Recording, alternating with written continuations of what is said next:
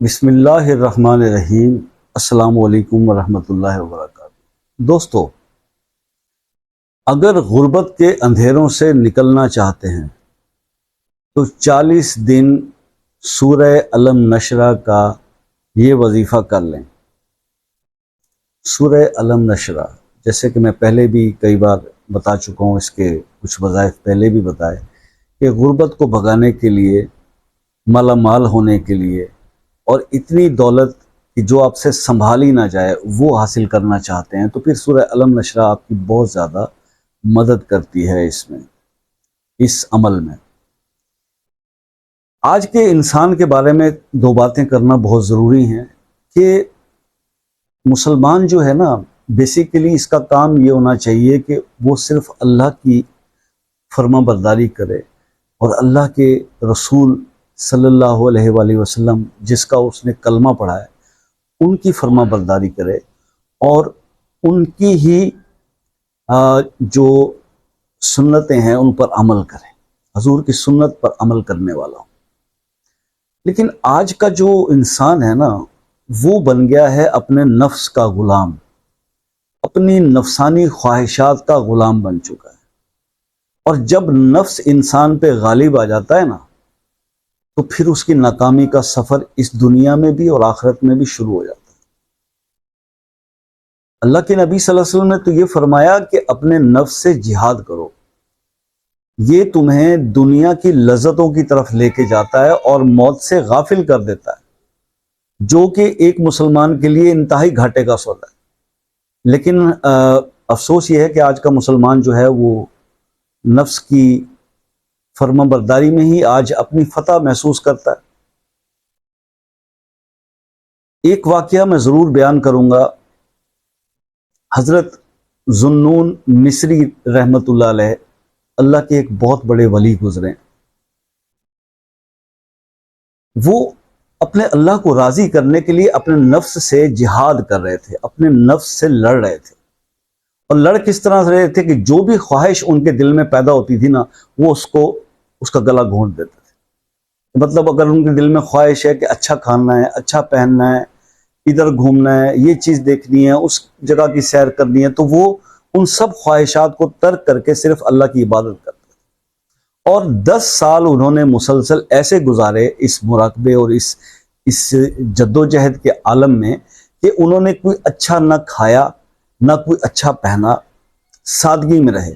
مطلب انہوں نے کوئی مرغن غذا کو ہاتھ نہیں لگایا 10 سال۔ ایک رات ایسا ہوا کہ چاند رات تھی، دوسرے دن عید کا دن تھا، تو ان کے نفس نے ان سے کہا کہ اب تو عید کا موقع ہے، کچھ اچھا کھلا دیجئے۔ یہ خواہش ان کے دل میں بیدار ہوئی تو انہوں نے اپنے نفس کو کہا کہ اچھا 2 رکعت میں آج ایک قرآن ختم کرتے ہیں تو کل پھر تمہیں کچھ اچھا کھلائیں گے۔ اپنے آپ کو رضامند کیا، عبادت کے لیے کھڑے ہو گئے، ساری رات 2 نوافل میں قرآن پڑھا، دوسرے دن عید کا دن تھا، عید کی نماز پڑھی، اچھا کھانا تیار کیا، جیسے ہی لقمہ اٹھایا کھانے کے لیے فوراً واپس رکھ دیا۔ تو دوستوں نے پوچھا کہ حضرت اتنے شوق سے آپ نے آج کھانا بنوایا اور رکھ دیا؟ کہنے لگے جس جنگ کو میں 10 سال تک جیتا آیا ہوں، جس لڑائی کو، آج اس کو کیسے ہار جاؤں؟ میں یہ کام نہیں کر سکتا۔ یہی بات ابھی چل رہی تھی کہ باہر دروازے پر دستک ہوئی اور وہاں پر ایک بندہ کھڑا ہوا تھا، وہ اندر آیا، اس کے ہاتھ میں کوئی کھانے کا تھال تھا، تو اس نے آ کر کہا کہ حضور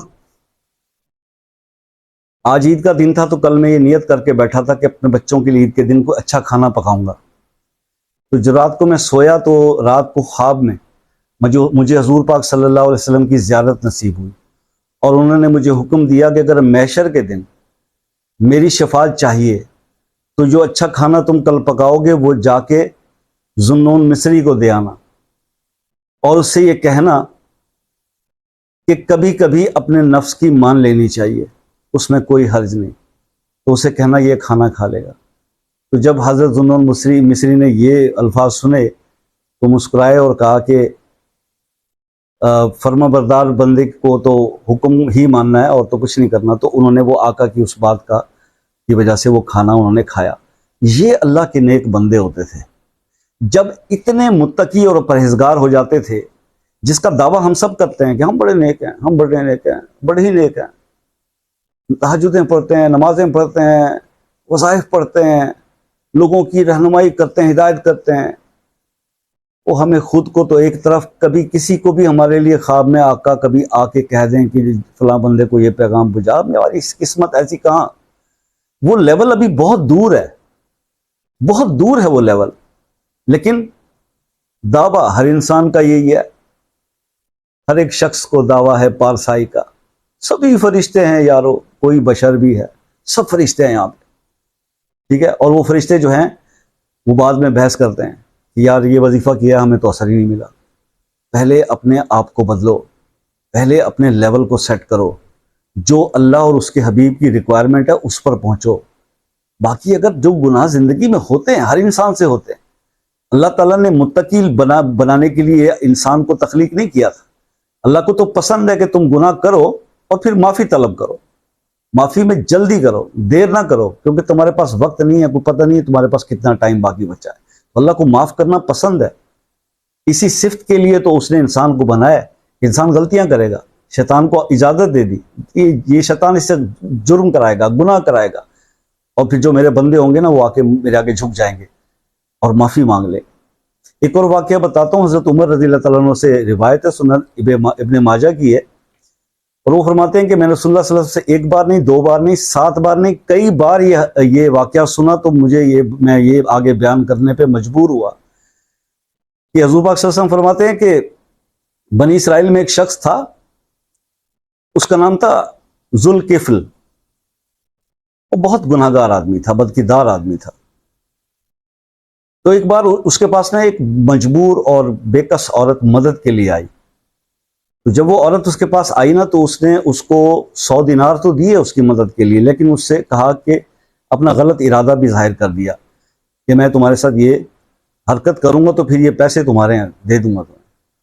اور جب وہ اس ارادے سے اس عورت کے قریب بیٹھا نا تو وہ عورت کانپنے لگی، ڈرنے لگی، کانپنے لگی. تو جب وہ کانپنے لگی تو اس نے عورت سے پوچھا تم کیوں اتنا گھبرا رہی ہو، کانپ رہی ہو؟ اس نے کہا میں نے زندگی میں کبھی ایسا غلط کام نہیں کیا، آج میری مجبوری مجھے اس جگہ پر لے آئی ہے، تو مجھے اپنے خدا کی قہر سے اور عذاب سے جو ہے وہ ڈر لگ رہا ہے. تو اس جو ذوالکفل تھا نا، اس کے مطلب وہ ہل کے رہ گیا کہ ایک عورت ایک بار یہ گناہ کرتے ہوئے اتنا کانپ اور گھبرا رہی ہے، جبکہ میں تو اس کام کو اپنا جو ہے وہ روز کا مشغلہ بنایا ہوا ہے. اس کے اندر ایسے ایک دم سے ایسی لہر اٹھی کہ اس نے اس عورت کو کہا کہ جاؤ جاؤ جاؤ جاؤ، میں نے تمہیں معاف کیا، اور مجھے میرے اپنے رب کی قسم ہے آج کے بعد میں ایسا کوئی غلط کام نہیں کروں گا، میں بہت گناہ گار آدمی ہوں، تم نے میری آج آنکھیں کھول دی. اور ایسی آنکھیں کھلتی ہیں. اور پھر کیا ہوا کہ اسی رات وہ ذوالکفل جو ہے وہ فوت ہو گیا اور اللہ سے جا ملا. تو دوسرے دن اس کے گھر کے دروازے پر اللہ کی قدرت سے یہ تحریر لکھی ہوتی ہے عربی کے اندر، جس کا ترجمہ یہ ہے کہ ہم نے ذوالکفل کی توبہ قبول کی اور اس کو معاف کر دیا اور اس کو بخش دیا. تو یہ واقعات جو ہیں بتانے کا مقصد یہ ہوتا ہے کہ مایوس نہیں ہونا، اپنے آپ کو بہتر کرنا ہے، بہتر سے بہتر کرنا ہے، اور پھر اپنے حالات کو بہتر کرنا ہے. اور بہتر حالات خود ہی بہتر ہو جائیں گے جب آپ اللہ اور اس کے رسول کے فرما بردار ہو جائیں گے، اسلام پہ پکے کاربند ہو جائیں گے. خیر، اگر آپ اپنی زندگی میں تبدیلی لانا چاہتے ہیں تو پھر یہ سورہ علم نشرہ آپ نے اس طرح سے پڑھنی ہے کہ عصر کی نماز کے بعد 17 بار اور مغرب کی نماز کے بعد 19 بار، اول آخر 3 بار درود ابراہیمی، اور یہ 40 دن تک آپ کریں. خواتین وقفے کے دن نکال کر 40 دن پورے کریں، انشاءاللہ آپ کی قسمت بدل جائے گی، آپ غربت کے اندھیروں سے نکل آئیں گے. اور درود شریف نماز والا پڑھیے گا، اللہم صلی علی محمد و علی محمد کما صلیت علی ابراہیم و علی ابراہیم انک حمید مجید، اللہم بارک علی محمد و علی محمد کما بارکت علی ابراہیم و علی ابراہیم انک حمید مجید. 40 دن یہ عمل کیجئے، انشاءاللہ آپ غربت کے اندھیروں سے باہر نکل آئیں گے. اللہ تعالیٰ آپ کو کامیاب کرے. زندگی رہی تو نیکسٹ ویڈیو میں ملاقات ہوگی، تب تک کے لیے اجازت دیجیے. اللہ حافظ.